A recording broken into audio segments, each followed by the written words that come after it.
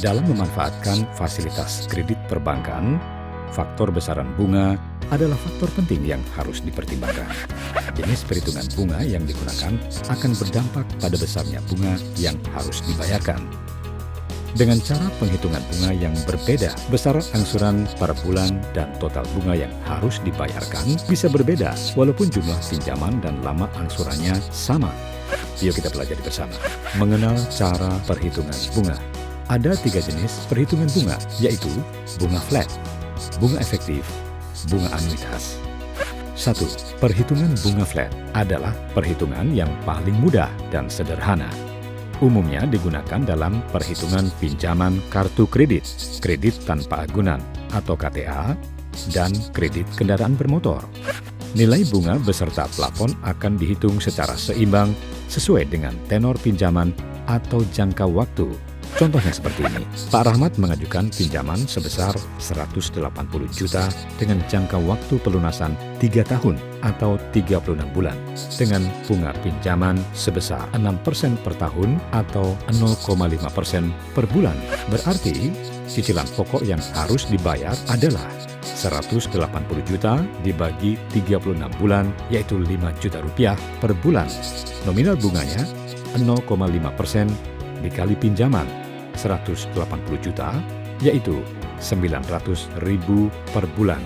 Cicilan yang harus dibayar Pak Rahmat tiap bulan adalah 5 juta ditambah 900.000 sama dengan 5,9 juta. Total yang harus dibayar selama 3 tahun adalah 5,9 juta dikali 36 bulan, yaitu 212.400.000 rupiah.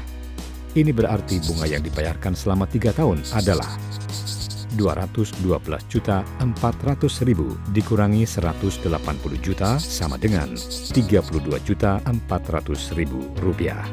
Dikarenakan perhitungannya memakai bunga flat, maka nilai angsuran tak akan mengalami perubahan atau bisa dibilang tetap setiap bulannya. 2. Perhitungan bunga efektif.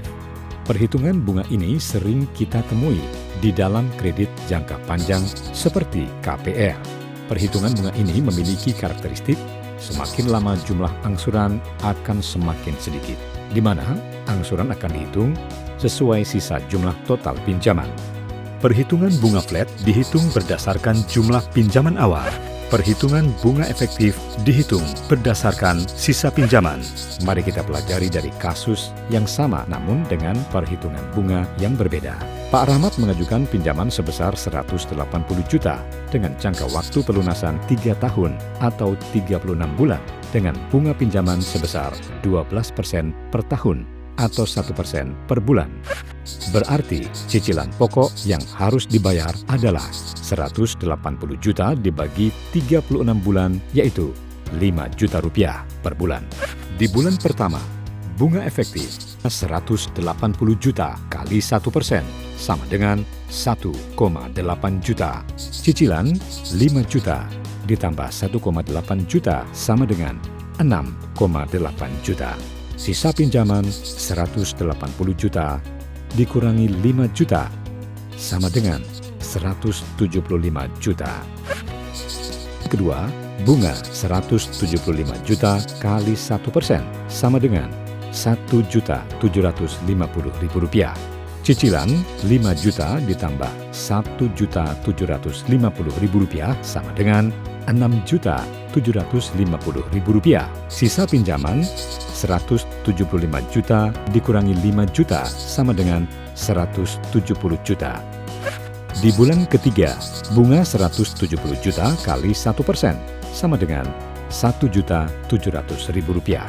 Cicilan 5 juta ditambah 1.700.000 sama dengan 6.700.000. Sisa pinjaman 170 juta dikurangi 5 juta sama dengan 165 juta.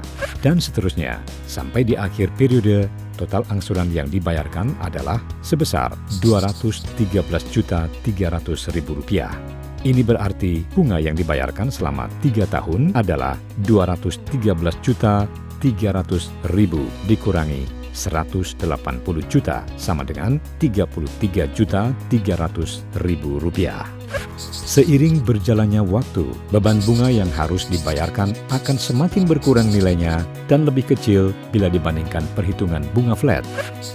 3. Perhitungan bunga anuitas. Perhitungan bunga anuitas adalah penyederhanaan dari bunga efektif untuk kemudahan konsumen. Cicilan tiap bulan yang harus dibayar sama seperti perhitungan bunga flat tapi dengan bunga lebih kecil seperti perhitungan bunga efektif. Contohnya adalah sebagai berikut. Pak Rahmat mengajukan pinjaman sebesar 180 juta dengan jangka waktu pelunasan 3 tahun atau 36 bulan dengan bunga pinjaman sebesar 6% per tahun atau 0,5% per bulan. Maka jumlah angsuran yang harus dibayar dihitung dengan menggunakan rumus sebagai berikut. Cicilan sama dengan pinjaman dikali bunga dikali 1 plus bunga pangkat tenor dibagi 1 plus bunga pangkat tenor min 1. Perlu diingat, bunga flat tidak sama dengan bunga fix. Istilah flat, efektif, anuitas digunakan sebagai cara atau rumus menghitung nominal cicilan, sedangkan istilah fix, floating, cap adalah besar persentase suku bunga. 1. Bunga fix. Bunga fix berarti suku bunga tetap.